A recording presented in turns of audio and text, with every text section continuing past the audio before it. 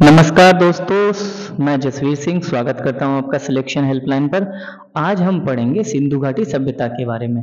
जैसा कि हम सभी जानते हैं कि प्राचीन काल की जितनी भी सभ्यताएं हैं, जितनी भी विकसित सभ्यताएं हैं, सभी किसी न किसी नदी के तट पर ही बसी थी। जैसे सिंधु घाटी सभ्यता भी सिंधु नदी के तट पर बसी थी, इसीलिए इसको सिंधु घाटी सभ्यता कहा जाता है। सिंधु घाटी सभ्यता को हड़प्पा सभ्यता के नाम से भी जाना जाता है, क्योंकि हड़प्पा जो स्थल की खोज हुई थी सिंधु घाटी सभ्यता में सबसे प्रथम हुई थी। प्राचीन विश्व की सबसे बड़ी शहरी सभ्यताओं में एक माना जाता है। यह सभ्यता कांस्य युग में लगभग 3300 ईसा पूर्व से 1300 ईसा पूर्व तक मानी जाती है और यह भारतीय उपमहाद्वीप के उत्तर पश्चिमी क्षेत्रों में विकसित हुई थी। भारतीय पुरातत्व विभाग के जन्मदाता अलेक्जेंडर कनिंघम को माना जाता है। ये भी कुछ इंपॉर्टेंट तथ्य हैं जो पढ़ लेने चाहिए। ऐसे ही भारतीय पुरातत्व विभाग की नींव लॉर्ड कर्जन के शासनकाल में पड़ी थी। सिंधु घाटी सभ्यता या हड़प्पा सभ्यता उस समय की एक नगरीय सभ्यता थी, पूर्ण विकसित नगरीय सभ्यता जिसको कह सकते हैं। इस सभ्यता को कांस्य या ब्रॉन्ज सभ्यता के नाम से भी जाना जाता है। ब्रॉन्ज एज सिविलाइजेशन भी इसी को कहा जाता है। लोथल और मोहनजोदड़ो दो ऐसे शहर हैं जिनको मृतकों का शहर कहा जाता है। यहाँ सबसे पहले हड़प्पा स्थल की खोज हुई थी। हड़प्पा वर्तमान में जो है पाकिस्तान के गोमरी जिले में स्थित है। हड़प्पा पाकिस्तान के पंजाब प्रांत में रावी नदी के बाएं तट पर स्थित है। यहाँ सिंधु सभ्यता का सबसे बड़ा अन्न भंडार मिला था। यहाँ से गेहूं, जौ, मटर, तिल और सरसों के दाने इसी स्थल से प्राप्त हुए हैं। यहाँ से तांबे की इक्का गाड़ी, स्त्री के गर्भ से निकलता हुआ पौधा, श्रमिक आवास के साक्ष्य मिले हैं। मोहनजोदड़ो सिंधु पाकिस्तान के सिंध प्रांत में सिंधु नदी के दाहिने तट पर स्थित एक स्थल है। मोहनजोदड़ो का अर्थ होता है मृतकों का टीला। मोहनजोदड़ो से नृत्य करती हुई कांस्य की मूर्ति मिली है। मोहनजोदड़ो से हाथी का कपाल खंड और मिट्टी के तराजू मिले हैं। मोहनजोदड़ो से सर्वाधिक मोहरें मिली हैं जो कि अधिकांशतः बेलनाकार थी। मोहनजोदड़ो से सूती वस्त्रों के साक्ष्य भी मिले हैं। यहां से एक स्नानागार और एक अन्नागार भी मिला है। कालीबंगा, इसका अर्थ होता है काली चूड़ियों से संबंधित है। यह राजस्थान राज्य में स्थित है। यहाँ से जुते हुए खेत के साक्ष्य मिले हैं। यहाँ से एक शल्य क्रिया का साक्ष्य मिला है जो खोपड़ी की शल्य चिकित्सा को दर्शाता है। सोचिए उस समय यानी कि खोपड़ी का ऑपरेशन किया गया था। यहाँ से दो फसलों को एक साथ बोने के साक्ष्य भी प्राप्त हुए हैं। लोथल, यह गुजरात राज्य में स्थित है। यहाँ से बंदरगाह और चौकोर अग्निकुंड के साक्ष्य मिले हैं। लोथल को हड़प्पा सभ्यता का बंदरगाह कहा जाता है इसीलिए। यहाँ से फारस की मोहरें और घोड़े की मृण मूर्ति मिली है। यहाँ से एक मृदभांड पर पंचतंत्र की कहानी लोमड़ी का चित्रण किया हुआ प्राप्त हुआ है। यहाँ से चावल के प्रथम साक्ष्य मिले हैं। सुरकोटदा जो कि गुजरात में है, उसका प्रमाण भी लोथल से ही सर्वप्रथम मिला। धोलावीरा, यह गुजरात राज्य में स्थित है। यहाँ से जलाशय, स्टेडियम, बांध के साक्ष्य मिले हैं।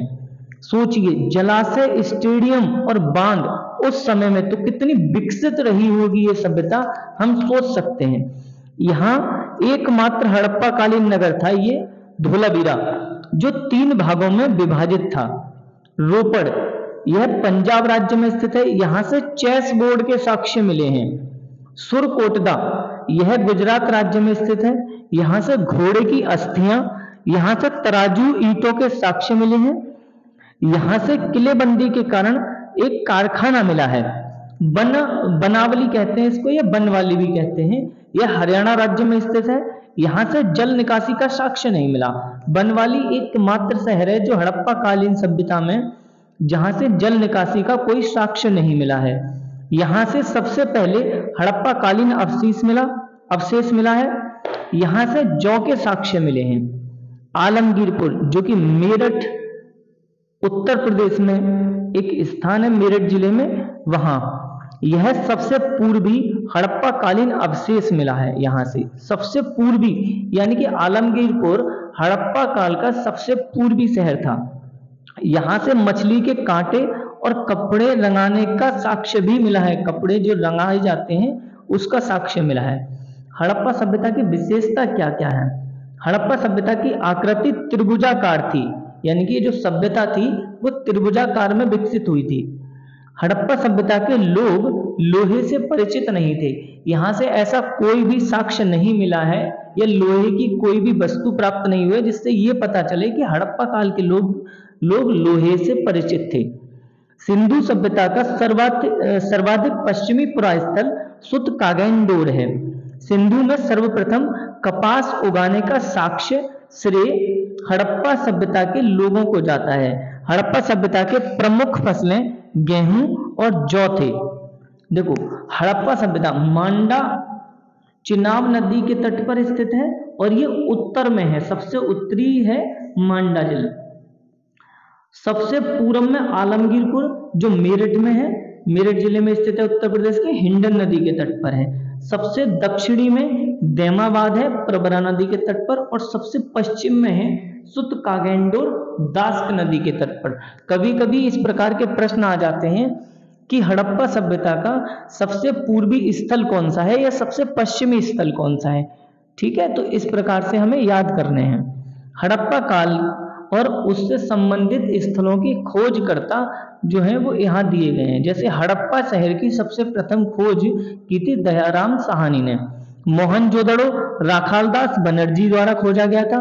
कालीबंगा बीबीलाल और बी के थापर द्वारा खोजा गया था। लोथल की खोज रंगनाथ राव ने की थी। सुरकोटदा जगपति जोशी। बनवाली की खोज रविंद्र सिंह बिष्ट धोलावीरा जगपति जोशी थे। आलमगीरपुर के खोजकर्ता बाईडी शर्मा थे। चहुंतड़ों के खोजकर्ता मैकेगर थे, इनको मैकेगर कहा जाता है पूरा नाम इनका। रोपड़ी के खोजकर्ता रोपड़ या रोपड़ी कह सकते हैं यज्ञदत्त शर्मा। रंगपुर के खोजकर्ता रंगनाथ राव कोट दीजी के धुरिये। अब रंगपुर के तो बहुत आसान है, रंगनाथ और रंगपुर एक ही तरीके से, ठीक है।